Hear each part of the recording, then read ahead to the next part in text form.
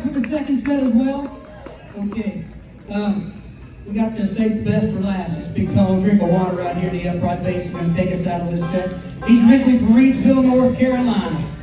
He is where he was born, moved up to Nashville, Tennessee as a young lad, worked on the Grand Ole Opry at 14 years old over Jimmy Martin. He also worked with Bobby and Sonny.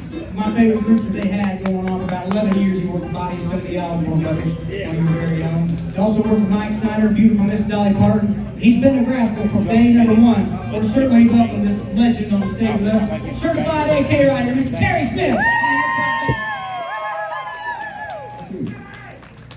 We'd like to close her out with an old Osborne brother. This is one called Hear That Lonesome Whistle Blow.